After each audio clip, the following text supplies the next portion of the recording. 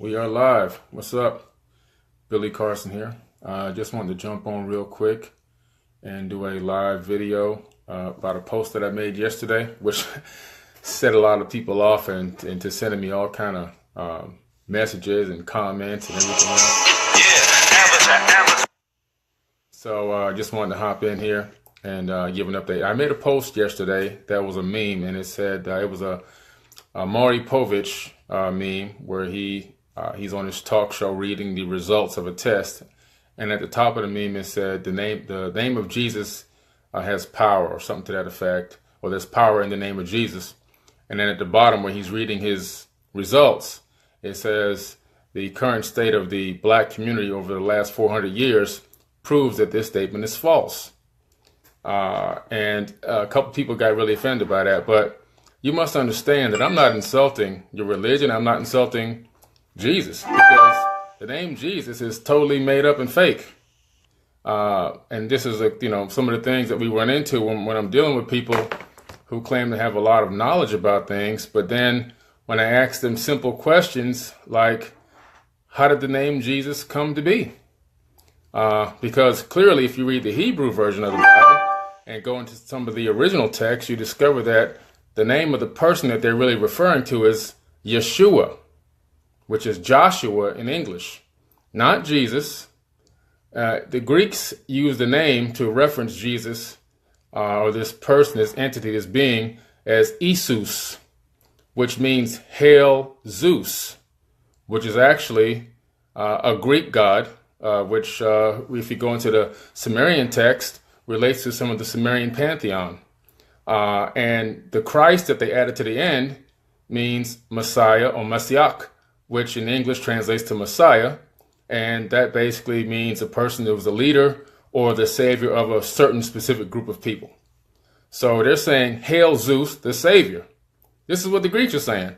And so this is why I'm telling you that calling on the name of Jesus has no power, because it's a totally fabricated name based off of a person who was most likely an ancient Sumerian king, most likely an Anunnaki king who ruled over Sumeria at some point, but not the person you think, and definitely not the person that is actually Caesar Borgia, which is the son of a pope that ruled over part of the world and was a brutal murderer and killer, and ordered the image of Jesus to be painted in his image.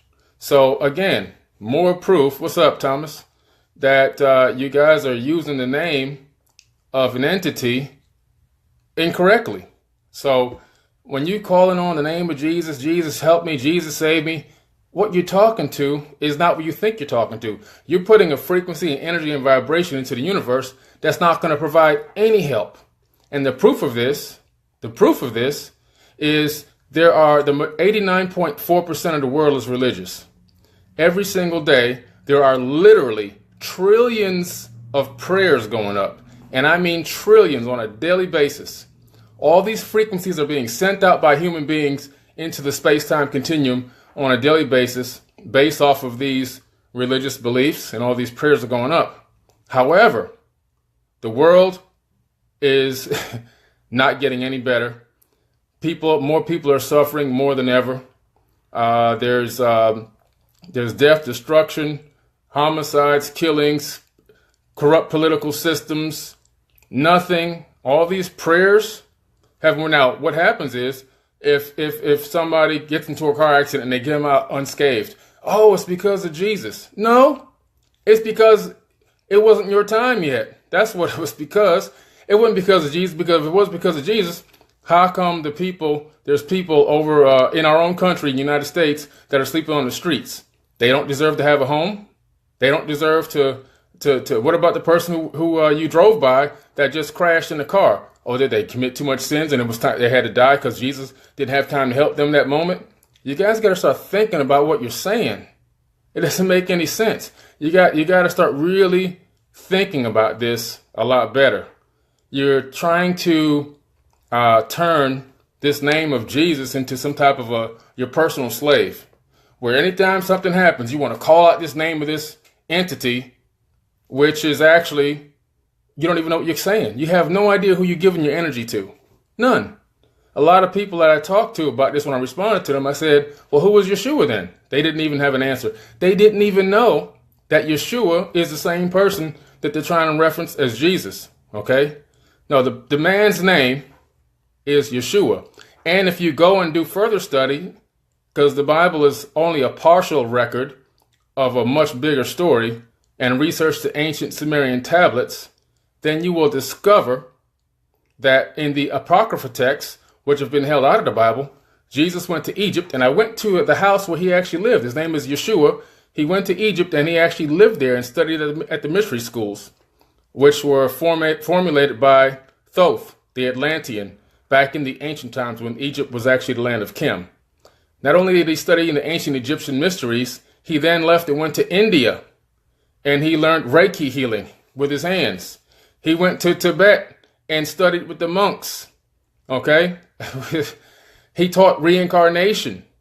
So a lot of these stories you guys have been reading, it's only one book your entire life, which you were born into, and you're afraid to look at anything else. You've been fooling yourself. I'm sorry, guys. You got to get up off your butt. Go get some research. Go get the Apocrypha text. Discover why the Council of Nicaea said, we'll put this in, no, we're going to take this out. We'll put this in, no, we're going to keep this out. Go read the book of Enoch. There's only one Bible in the world that still has the book of Enoch, and that's the Ethiopian Bible. The original Jews are the Ethiopians. And there are really no other Jews other than Ethiopians. The other people are Kazakhstani Jews. They go and they have the book of Enoch still in their Bible. Find out why it's in there and read it, and find out why they don't want it in your book. They don't want it in the book you got because it talks about people coming from space and teaching them how to create things and make war and all this other psychobabble stuff that they do in there. Some crazy stuff. Sorcery. They call it sorcery, but really sorcery means try to create different types of technologies that they never saw before. They didn't have the words, so they call it sorcery. Even how to make jewelry, all these things, how to make city grids, how to build construction, how to hide and embed it in code knowledge into bricks and stone, which is masonry. This is what they came here and taught people. They don't want you to know that that's what it's all about. They don't want you to know about the lost book of Jesus' wife, which is an authentic document verified by scholars all over the world that 99.9% of Christians don't even know exists. Yeah, he was married.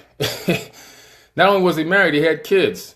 So, guys, you've been fooled. But it's your own fault. Because why? Because you won't do any research. You will not do any research. See, the biggest thing you have to understand is words have power. Words have supreme power over the ether, over the atmosphere itself, because when you speak, you're vocally creating what they call a frequency. Frequencies are responsible for everything we see in the third dimension. I mean everything. Matter doesn't exist without frequency and sound. That's what it means in the Bible when it says, in the beginning was the Word. The Word is a frequency and vibration. If you research quantum physics, you discover string theory and M theory. Nothing can exist without vibrating strings. This is how matter jingles itself into existence. When you add the vibrating strings with a conscious observer, the combination of consciousness and the vibrating strings creates what we consider or we call the illusion of matter. Because in truth, there really is nothing out there except for waves and frequencies. We literally create our own holograms within our own mind and say, okay, this is what's going on out there. When you realize that the true Messiah and the true Jesus that you've been looking for is truly inside of yourself, because you are a direct connect source. Your brain is an actual a crystal receiver. You have crystal magnetite in your brain, billions of them, and they connect to the base of the spine, which has this group of cells which are in the formation of the flower of life. This flower of life is also a pattern that is depicted and repeated throughout nature, and is the very fabric of space-time itself, which is direct connected to the source that feeds this entire third dimension and creates everything we see, that creates what we call our reality, our dimension. And the source is coming from the creator, because there is a creator. Don't get twisted now. There's a creator of this realm. Now, the method used to create this realm may be within question, but there is a creator. Science proves it. There's the fingerprint has been left behind. If I was a CSA agent or CSI agent, looking for the source of the crime of the creation of this universe, I would have to go look at the evidence. All the evidence points to the Fibonacci sequence. It points to pi. It points to the flower of life. It points to all these archetypes and things that I could find within the structure of this realm everywhere. And because I can find those, I can then now point my finger to one source, that there's actually a creator of this. There's a specific design to this dimension. But behind that is word. Now, what are these words and frequencies?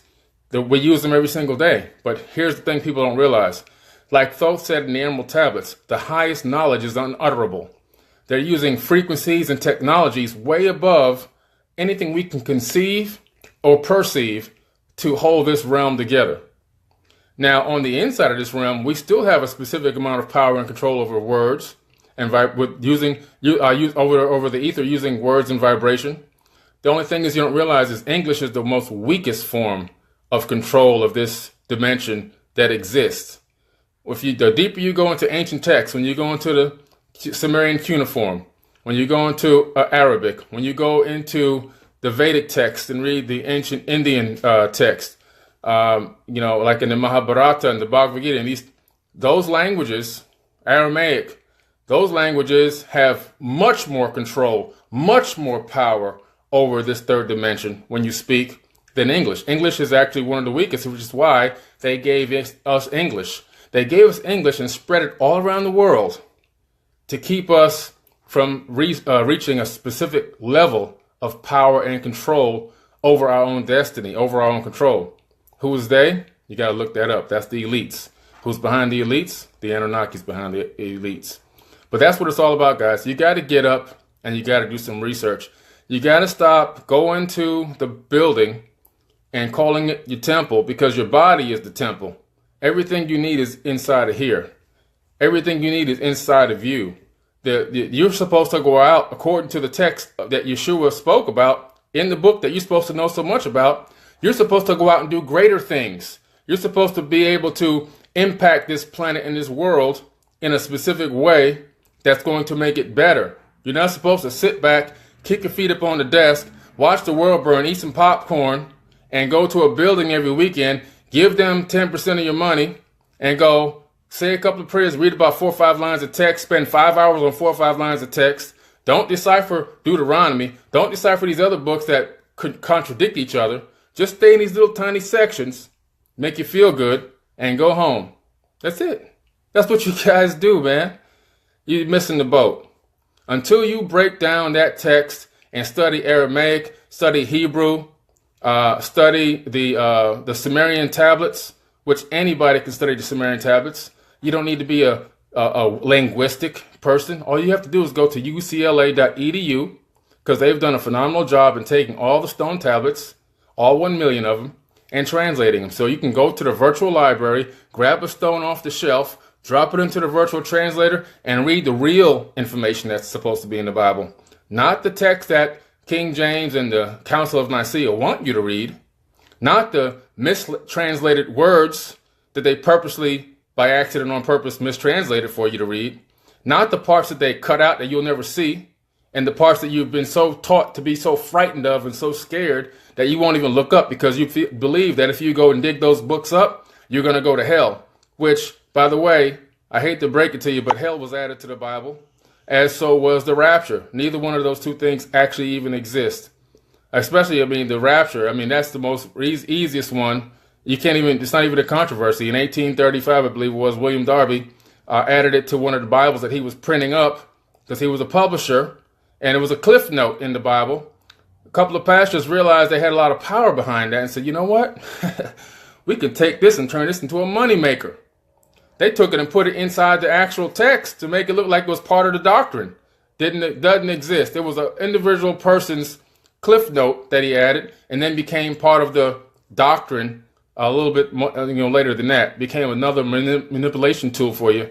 There is nobody coming to rapture up dead bodies and all this other crazy stuff. Doesn't exist, guys. Doesn't exist. If you're sitting around thinking, I'm just going to pay my 10% and I'm going to go to this church every week or 2 times a week, and then I'm going to sit back and watch the world burn, and I'm going to get saved, I'm going to get pulled up out of this dimension, You got another surprise coming. And if you're only going to church and worshiping God because you're scared to go to hell, then you're a sick individual. You're sick. There's no love there. Why are you worshiping somebody on the basis that you don't want to be punished? See, you've confused the word love with fear. You're not loving. There's no love there. There's no love when you're in fear of getting damnation. That's not love. That's called fear. You're afraid, so you're going, you know what? I better do this and I better do this. I'm going to do just what this thing says, just in case, it's all real. No, listen. And these are the same people that don't believe aliens exist. Guys, I'd rather believe that there's people out there living in other planets than some of this fairy tale stuff that you guys are going through.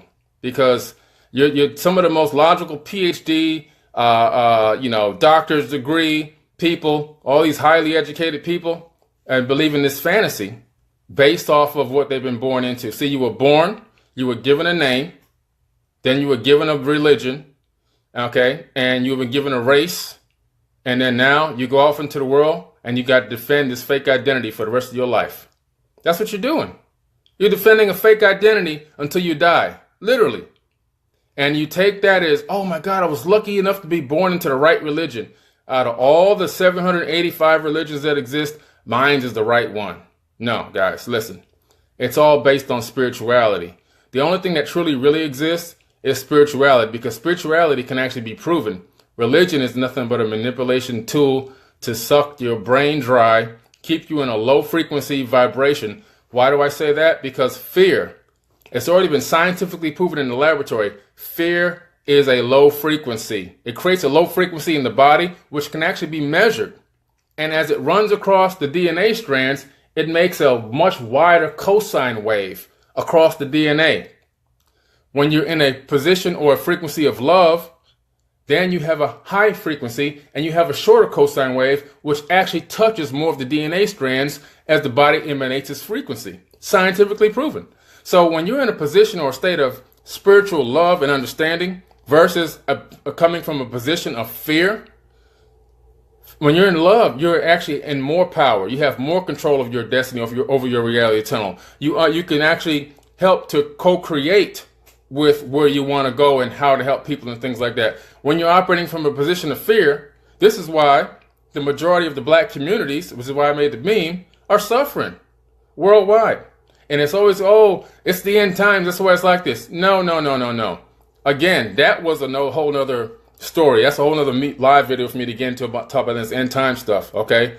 We already had end time after end time. And people who think this is the worst that the world has ever been, they haven't read any books. If you think that this is the worst that the world has ever been since it was created and formed and people have been here, then you're fooling yourself. You're another ignorant person. I don't care what kind of degree you got. You can flash me all kind of books and degrees and certificates on your wall. You don't know nothing. You ain't read no books, okay? Because you don't know about the Papal Inquisition, okay? The popes, the Catholic Church made Hitler look like an angel. Look like an angel. They killed and tortured over 80 million people on this planet, okay? Killed and tortured. I mean, when I say tortured, I'm talking about severely tortured. Some of the torturing tools, look them up. They would stick these things in people's anuses and expand them until they popped, but make them die for days. They would stick these things in women's vaginas and expand them and close them and expand them over many, many months. Starvation, starve people. It just the crazy, the things that they did. 80 million people they murdered and tortured to death. 80 million. Okay, that's one of your churches. Then you got the Europeans that came to America and killed over 280 year period, 111 million indigenous Native American people. 111. Again, making the Europeans make Hitler, the ones that came here, make Hitler look like an angel again. Because he tortured and killed about 3 million. They did 111 million. You got 80 million Catholic, the Catholic, the papacy, the Papal Inquisition. And you got 111 million right here in the North Americas, murdered, killed, tortured, raped, everything, land stolen, the whole works. I mean, so with just those two tragedies, and I can keep on going with tragedy after tragedy, but just with those two alone, this world is not in the worst state. It's not we have dark ages. You ain't seen nothing till you seen that. So what you guys are thinking is the end times and keeps coming to be the end times, keep thinking that. because you're just spinning your wheels. You're just spinning your wheels, and you're using a whole bunch of lazy guesswork based off of what somebody told you standing behind a wooden pulpit once a week. You done no research. Pick up a damn book. Go find out, what do I need to research to back this stuff up? And don't pick up a concordance, because a concordance is backing up the lies. It's based off the information that's already available. When I tell you that people that we're living in the Matrix, they think I'm talking about the movie The Matrix. No, I'm not talking about the movie The Matrix. I'm talking about the Matrix mentioned in the Bible. The Bible tells you we're living in the Matrix. The Matrix is a womb. And you don't become a full-born child until you exit that womb and you wake up. What does it mean when it says you have to exit the womb? It's talking about reaching a higher level of consciousness. When you reach a higher level of consciousness and realize that you are living in a matrix, and that the only way to achieve or to see this matrix from the outside looking in and to be able to manipulate it is for you to receive or achieve a higher level of consciousness. Then you can see the matrix for what it truly and really is. And then you have the capability to have power over that and more control over your life. That's what the Bible's talking about. The matrix is actually mentioned in the Bible about maybe 8 or 10 times. Okay? 8 or 10 times. It says you are born into the matrix. Literally, the word matrix is actually, look it up. I'm not talking about the movie when I'm talking about the matrix. I'm talking about the Bible. And the movie itself is not talking about a made-up term. They're talking about that as well. But see, everybody just blew right by them. They don't, you know why? Because they don't read nothing. They don't study nothing. They don't research nothing. I shouldn't know more about the Bible than a person who's been studying it since the day they were born. I know people that are 60, 70 years old, been studying these Bibles, going to church since they were born. Since they were born, 2-3 times a week. Then gave up all this money to do all this stuff, and how come I know more than them about the Bible? You know why? Because I'm not just reading the Bible. I'm taking the information from the Bible and I'm researching all the history and background behind it. I'm going into the Sumerian tablets. I'm going into the cuneiform text. I'm going into the Emerald Tablets of Thoth. Tell me this. Let me ask you this question. The Emerald Tablets are 36,000 plus years old. The Emerald Tablets of Thoth, Thoth, the Atlantean priest king that ruled Egypt for 14,000 years on his own, documented. Let me ask you this. How come the words in the book that he wrote 36,000 years ago match identically the words that Jesus is speaking in the New Testament of the Bible, which is just not that old? Where did Jesus get those words from? Is he copying the words of Thoth out of the Emerald Tablets and just re-speaking them to the people? Or is he Thoth? Or is he the son of Thoth? Because, he's a product of a virgin birth, according to these records.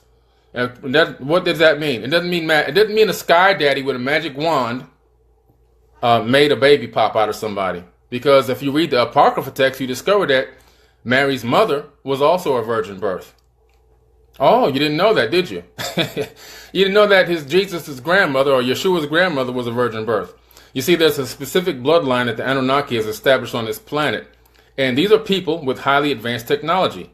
Much more advanced than we still have to this current day. And the proof of it is all around this globe. All the megalithic structures that we cannot duplicate. We cannot even create. We can't move them. The pyramids and all these Baalbek megalithic stones. Everywhere from Easter Island to Peru. They're all over the place. The evidence has been left all around us, but still we keep our eyes closed and put our heads in the sand. Okay? These people were superiorly advanced than us. And they used artificial insemination. They used artificial insemination many times, according to the ancient Sumerian tablets.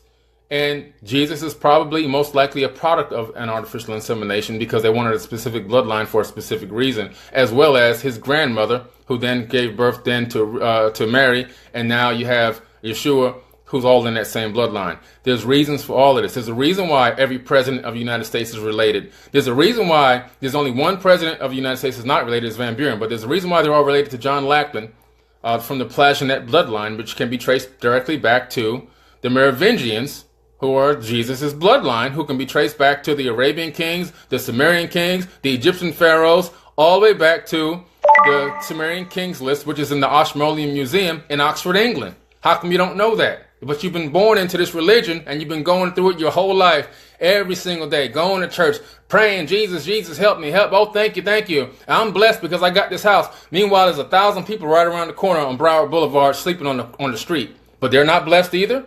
But no, your God is supposed to love everybody. See, what you've missed and what you don't understand is God is you and you are God.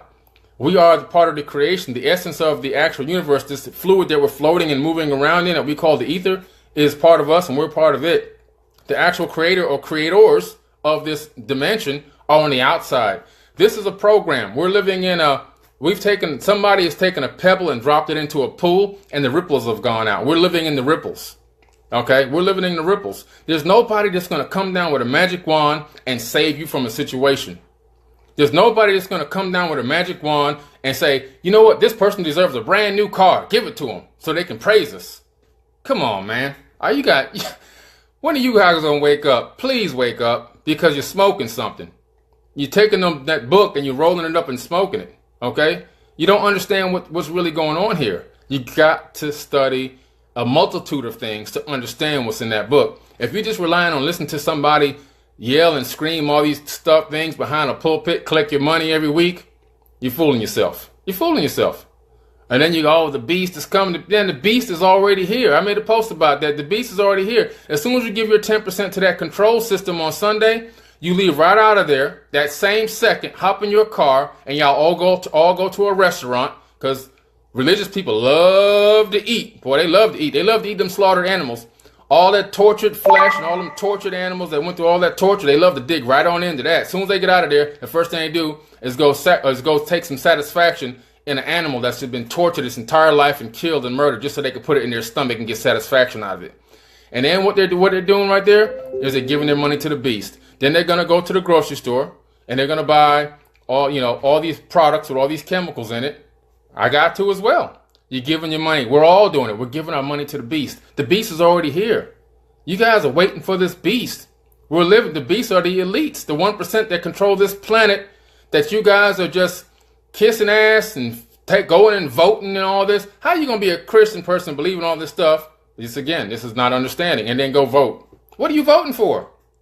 What are you voting for? Why are you participating in the beast system? That is the mark that you've been talking about. You still haven't gotten it. Y'all still haven't gotten it, man. Y'all are so far off, it ain't even funny. Okay? It's not even funny. You don't understand the fundamental basis of what you've been taught your entire life is all fake and wrong. And the biggest thing that everybody, as soon as I bring up the book of Deuteronomy, to people, they want to run because they don't want to have to explain it.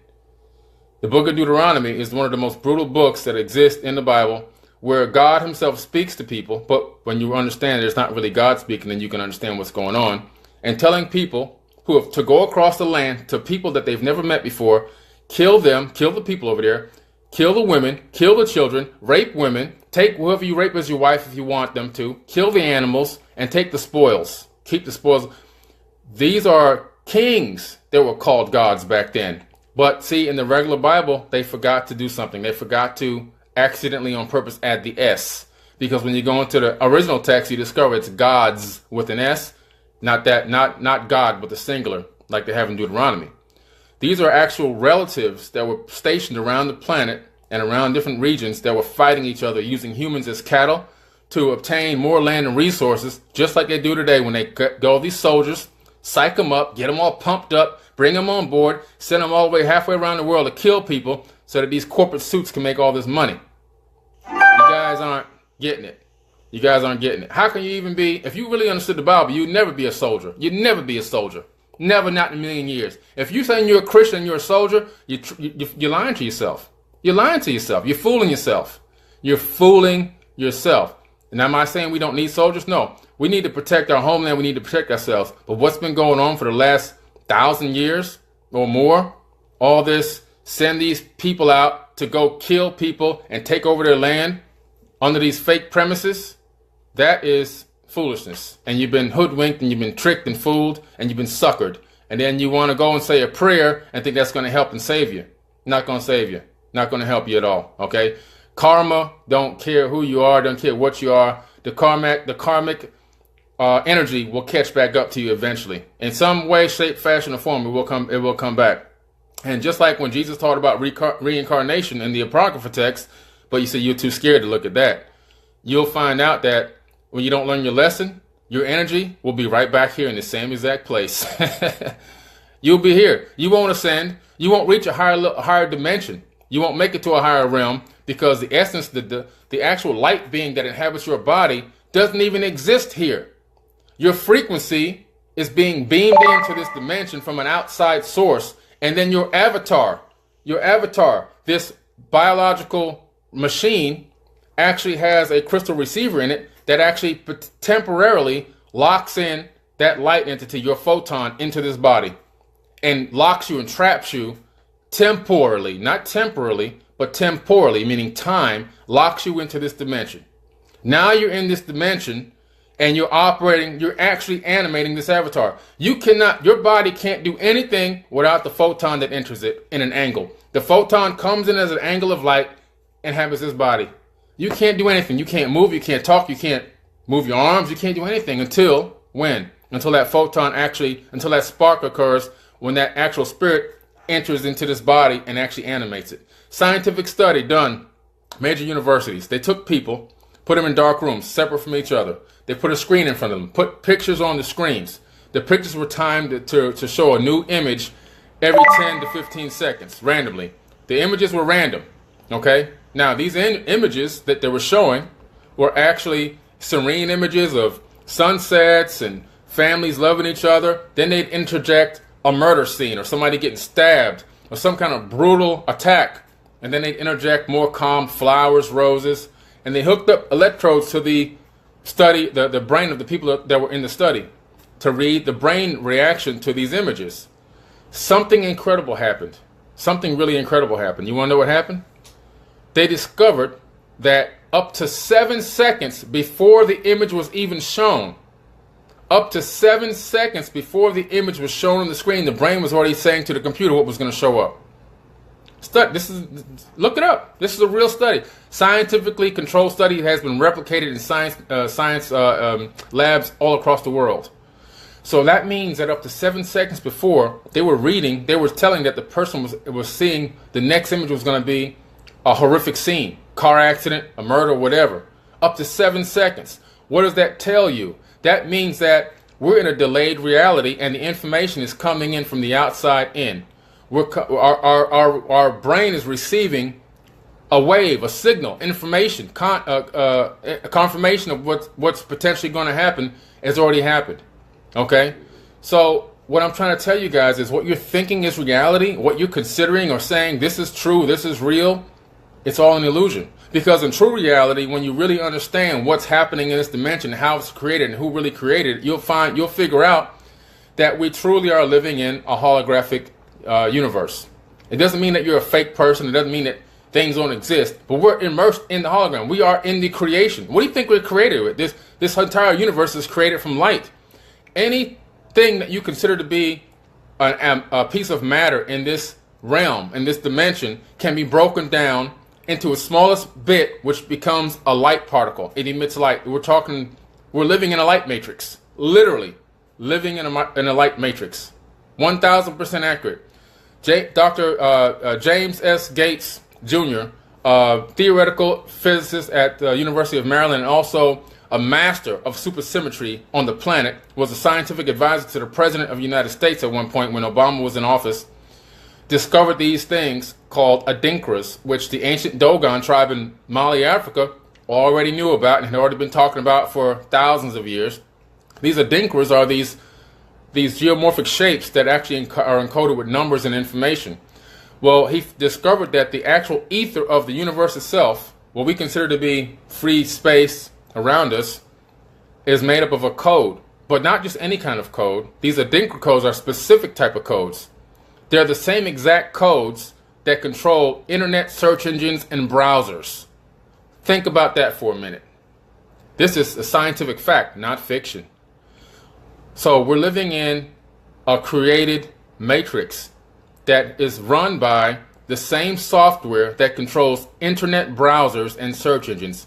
The people who created the Sims video game, which is like this realistic video game of people walking around and talking, having relationships and having kids and going to parties and so forth, the Sims, S-I-M-S, I guess short for simulations, are saying that within the next 20 years, these Sims will be conscious. We ourselves have now created our own ancestral universe with conscious entities in it. Will it be that they, in the next 20, 30, 40, 100 years, will be saying to themselves, be asking themselves these same questions? Are we real? Are we living in a hologram? Who created this realm? And yet we are the gods of that dimension. We are the gods of the video game world. These video games are so realistic now. They're saying within the next 20 years, there'll be conscious beings inside the video games. The proof more that we now are living ourselves in an ancestor-created simulation. Okay? It doesn't take anything away from God, entity, or conscious energy, which is very spiritual by nature. It just means that this is the method being used to create what we call reality. And when you finally figure this out and understand it, and that you're tied directly and intuitively, you're merged and right within it, and the energy that's coming out of you is the energy that's out there, and the energy out there is the energy in you, then you can understand and see exactly what I'm talking about. But you can't get to this level of understanding until you get up off your butt and research some more material and get a better understanding of what is a holographic universe. Read The Holographic Universe by Michael Talbot. What is the Sumerian tablets? What are the Sumerian tablets? Look them up, find them, research them. What are the Emerald Tablets of Thoth? How do they relate to the Bible? How come Jesus is saying the same exact words that Thoth was saying 40,000 years ago? Why are they matching up? What's going on here? How come the real true, the full story of Noah's Ark, the book of Noah, is the story of Noah, is in the Epic of Gilgamesh? Who is this character? What was he about?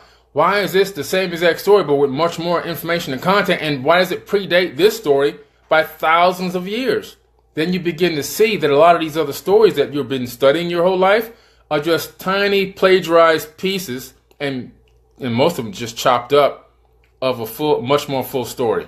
What is the Mahabharata? What is the Bhagavad Gita? What are these texts? Why do these texts show flight manuals and flight plans? Why do they give instructions on how to create advanced nuclear weapons? Why do they show how to create actual anti-gravital crafts that can fly above the land or silently? Why do they give the flight manual for the pilot on how to fly these machines? And they're 20,000 years old, 27,000 years old. Why? Nobody wants to ask these questions. Why? Because you want to go ahead and put your head in the sand and go, I just want to do my 10% a week to this system, and I want to sit back and watch the world burn, and then hopefully when I die, I'll make it to this magical place called heaven, and I won't go to hell because I'm afraid of hell. You see? You've been fooled, man. You've been fooled at the highest level. Yeah. You've been fooled at the highest level. Okay, guys, I gotta sign off. I don't want to go too long. I've been on here for a while. I hope you got an understanding of what I'm talking about. Yes, I do believe in a higher power. Yes, I do believe in higher levels of consciousness. Yes, I do believe that Yeshua actually did walk this earth, because the evidence of him, in my personal opinion, it matches up with Thoth the Atlantean, and I think that he was either Thoth himself or a student of Thoth, or maybe a son of Thoth. That's my personal opinion. But again, it's up to you to do your own research and your own investigation. All right. I love you guys, man. I'll catch y'all later.